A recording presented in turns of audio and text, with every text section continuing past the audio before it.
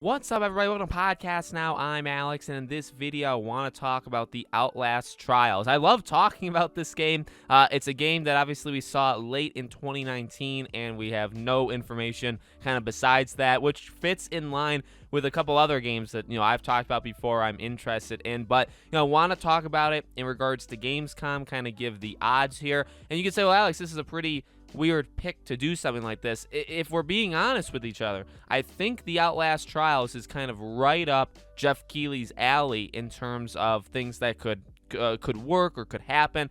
So I want to explain that, and we'll go from there. Okay, so the first thing I want to say is something I'll probably say in all of these Gamescom videos is we have to pay attention to what has been said already in regards to Gamescom. Now, I'm recording this a few days earlier, so hopefully nothing has changed or been even more clarified, but it sounds like Gamescom is going to focus pretty heavily on games that are coming out this holiday, this fall/holiday, as well as games that come out beyond. So like 2022. I don't think we're going to get games that are like 2-3 years out. Maybe we get a brand new game announcement, but to me, I've always looked at Jeff Keighley's, shows or awards or whatever as more of an update kind of thing versus, brand new game reveals. We have gotten those before, but they are spread out there, and there's only a couple that go around for each show. So if an Outlast Trials is already announced, so I really.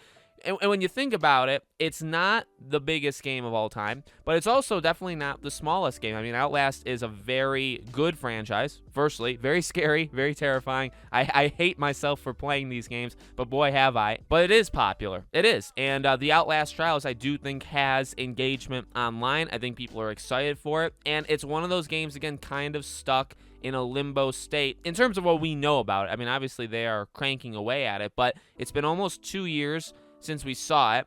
I'm not demanding it comes out this year, although if you would have asked people back when it was first shown, I think the logical thing probably would have been to say 2021 would have been the release date, maybe 2022. So we are coming up on, I think, what would be perceived as a release date. Now, again, does that mean anything? No, it's just our opinions. It doesn't have to factor into when they release the game, but I would say we're getting close. Like within the next year, we should fully see the game. We should know the release date. Maybe it's already out at this point next year, right? These are all things I honestly, over the next year, would expect to see from the game. So, could it appear at Jeff Keighley's show? Yeah, because it fits, I would say, the mold of the show in a couple different ways. Number one, again, could it be a stealth game that comes out this fall? Yes, it's very unlikely, but it could.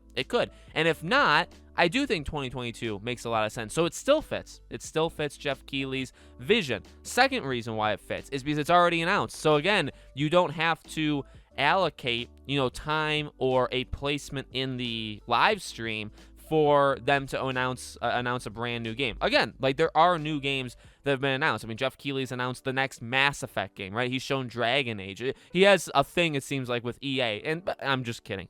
But he has announced, I mean, credit to him, credit where credit's due. He's announced new games. Hellblade, the second Hellblade game. He showed the Xbox Series X for the first time. So there are big things, but again, they're sporadic, and it's not like you're going to get 10 a show. So with that being said, though, like, you don't have to worry about that with Outlast. This is, it's a 2-hour show. And I'm only talking, by the way, about the opening night. Like, technically, Gamescom is like a 4-day event. This is only, what I'm talking about is the opening day kickoff. It's a 2-hour live stream where he's going to, show these things. In a 2-hour show, why not? Can you throw together a 3-minute trailer for this game? I think you could. Up until this point, we have next to nothing about. I mean, we do have I don't even know what you would want to call it. Probably a teaser trailer, but we don't have.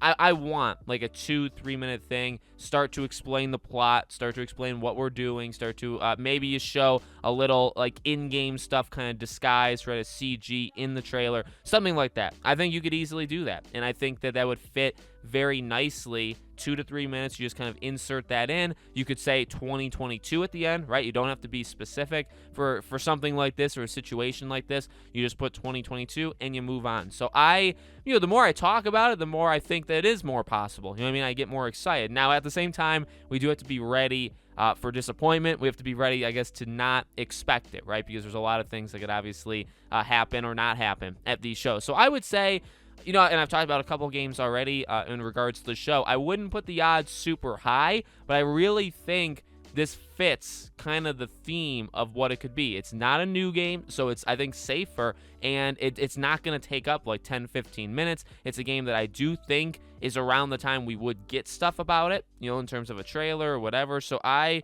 feel good about it. At the same time, I'm not going to go in expecting it, right? I do think we'll see it, again, over the next year. I think, we're in this final stretch before we start seeing things about it. So let me know what you guys think in the comments below. Make sure, as always, if you haven't already, you guys are subscribed, bell icon turned on so you know when all these videos go up. Hit the like button. That would definitely help the video out as well. And final things, all of my social media accounts that are not just this YouTube channel, my Twitter, my second YouTube channel, we have Patreon and YouTube memberships. All of those things are in the description below if you guys want to check it out, okay? Thank you for watching, and I'll see you all on the next video.